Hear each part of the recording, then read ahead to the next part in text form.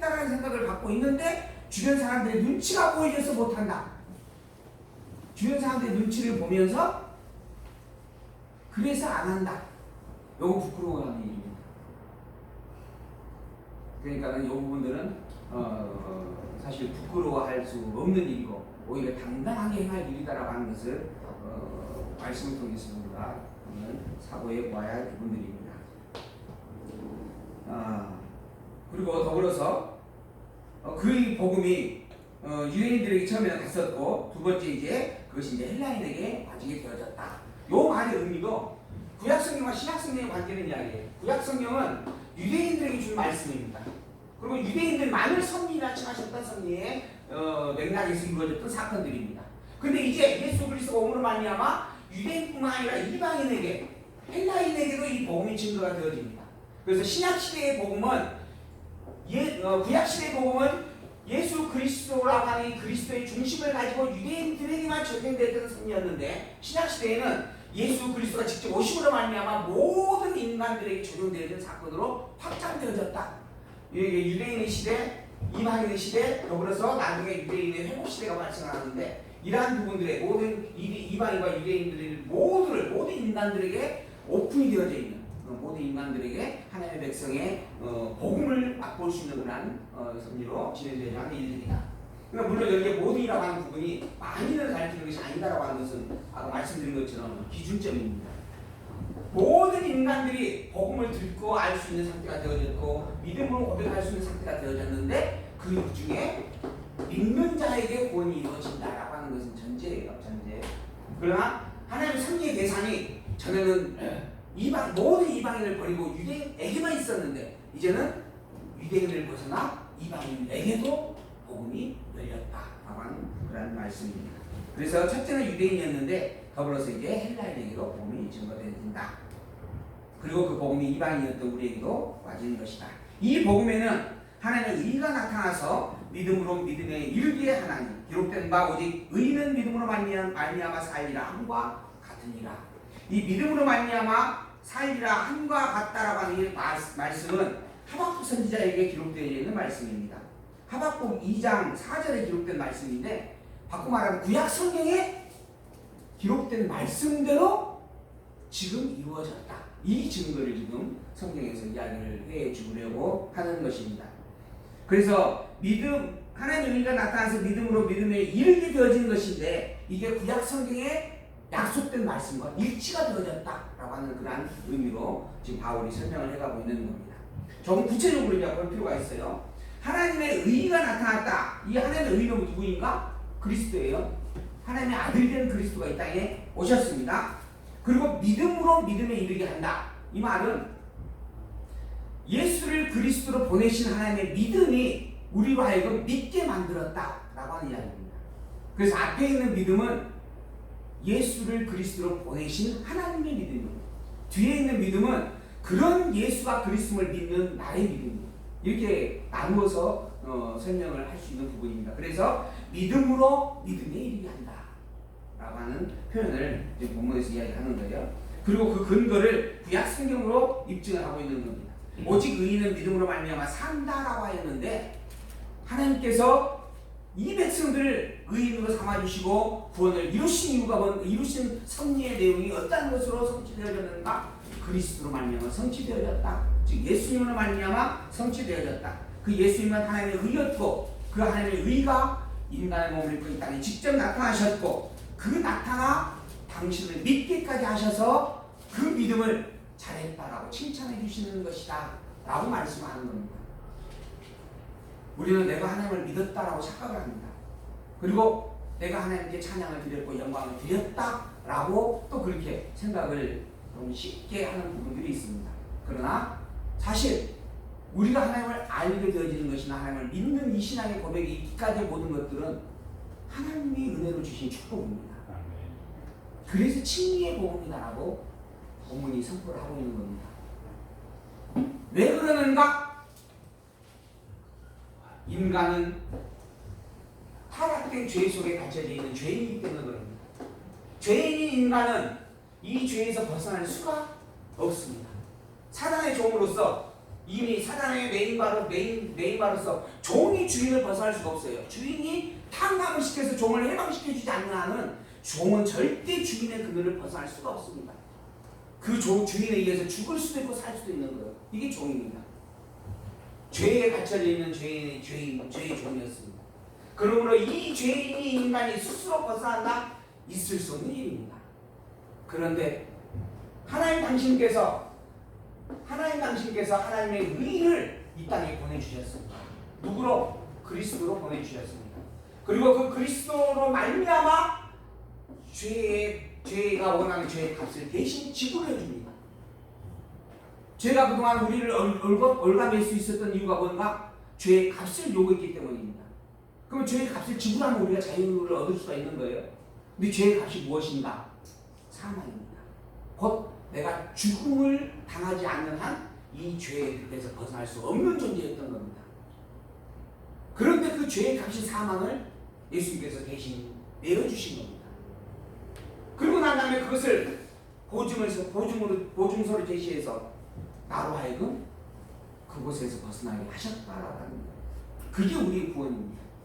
그러므로 우리가 이 죄에서 벗어나 하나님의 영역 안에서 하나님을 아버지라 부르게 되어진 모든 일들은 오직 하나님으로 말미암은 은혜의 선물이다라고 이야기할 수밖에 없는 것입니다. 우리가 신앙생활하는 이 모든 것들이 우리가 이렇게 편안하게 이 희망교회라고 하는 이 처소를 마련하고 이곳에 와서 함께 할 수 있는 이 모든 일들이 물론 우리의 땀 흘림과 수고로 말미암아 연구하여서 함께하는 일들이죠. 그러나 그게 내 힘으로 된 일이 아닙니다. 내 힘으로 돈을 얼마나 벌 수 있다고 한다면 세상에 가난한 사람이 있을까요? 아무도 없을 겁니다. 가난으로 살기를 소망한 사람이 인간은 없어요.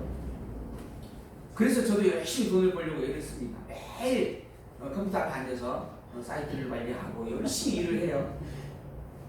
그런데 안 벌려요. 왜 안 벌리는가? 그 주인이 내가 아니기 때문입니다. 그 물질의 주인이 내가 아니기 때문이에요. 오직 우리는 옛날에 천수답이라고 하는 논이 있어요. 천수답. 다시네, 답은 다시죠? 답은 논이에요. 논. 그 논은 멋자리를 하게 되어지면 물이 반드시 있어야 됩니다. 그 물이 없으면 아무것도 옥식을 키울 수가 없습니다.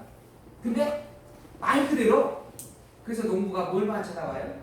하늘만 쳐다보고 산다는 거예요. 그게 천수답이에요. 어떤 것도 할 수 없는, 아무것도 인간적으로 할 수 없는, 오직 하늘만 바라보고 하늘의 뜻만 의지할 수밖에 없는,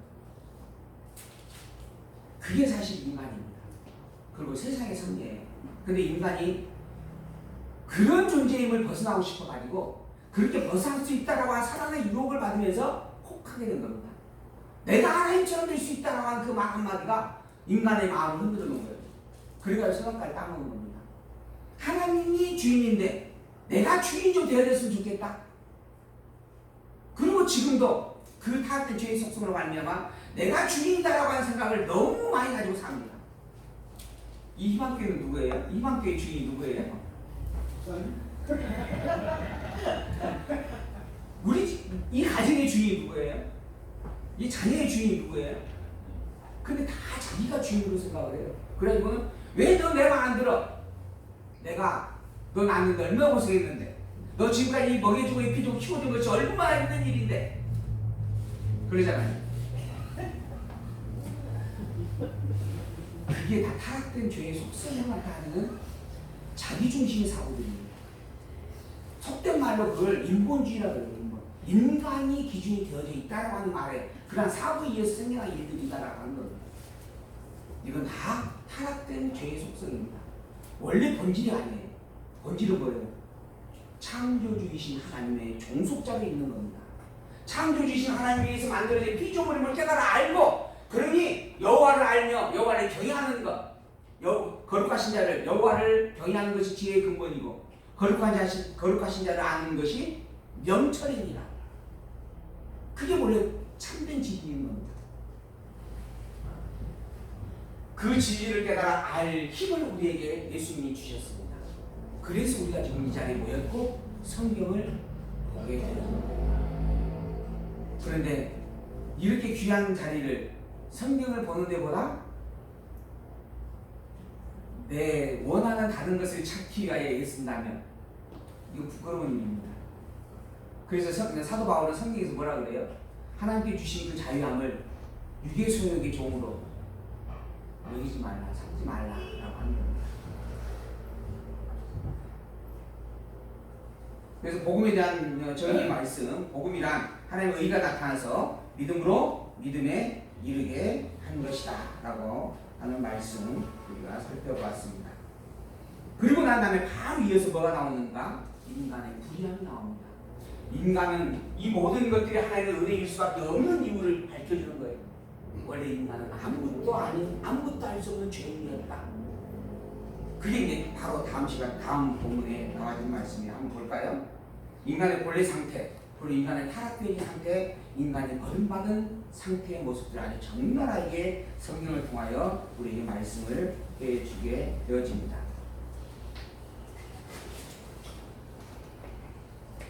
18절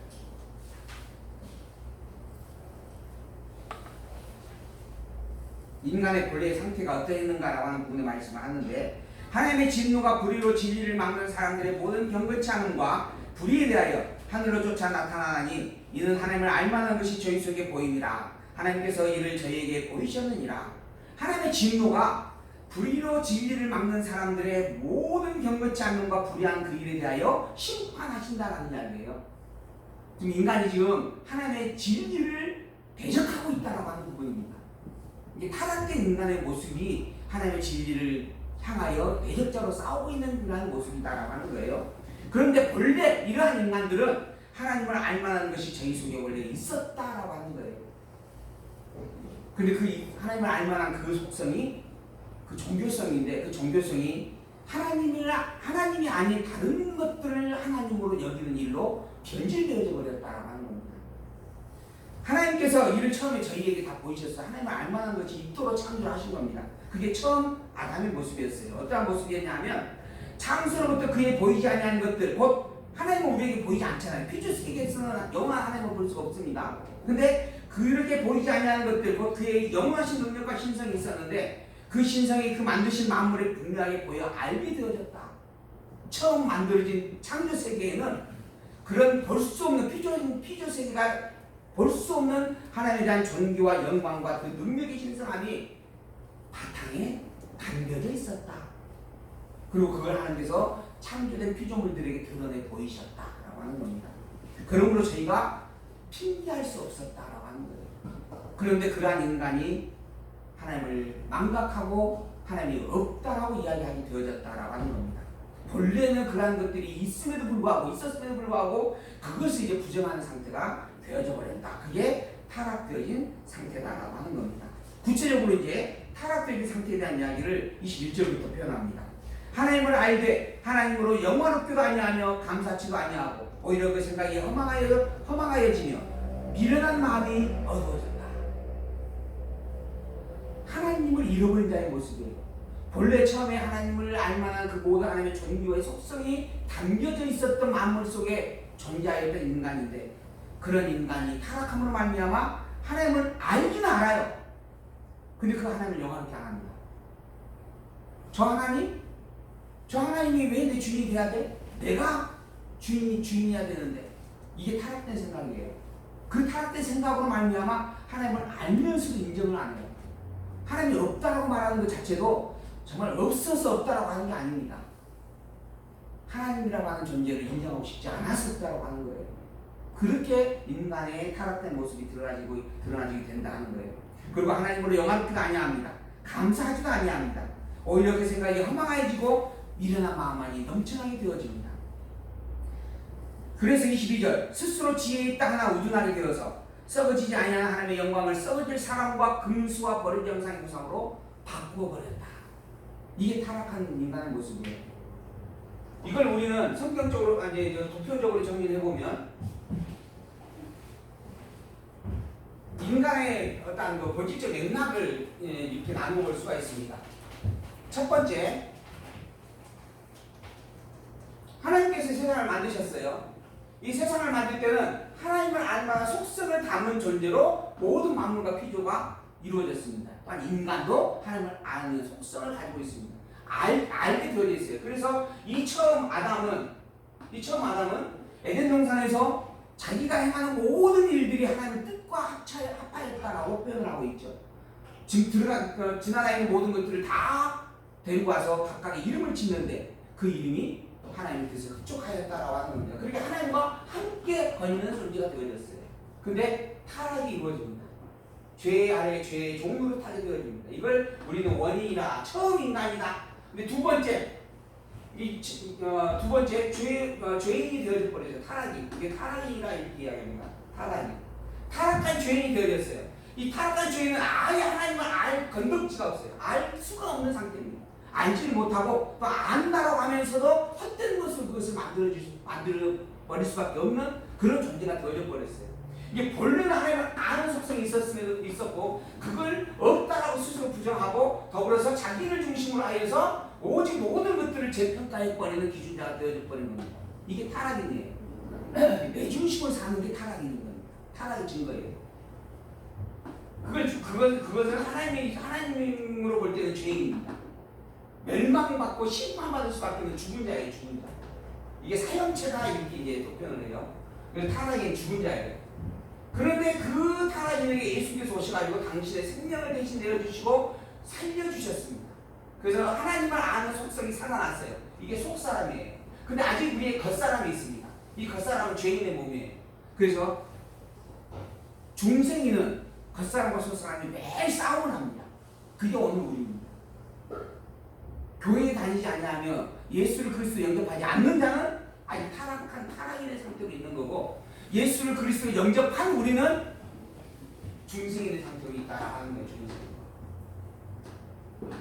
그런데 아직 우리가 이 유대에 모여 있어서 끊임없이 우리의 원래의 본질은 여기 이미 원래 죽어버린 존재예요. 그러니까는 존재의 가치가 사실 없다라고 이야기할 수 있는 겁니다.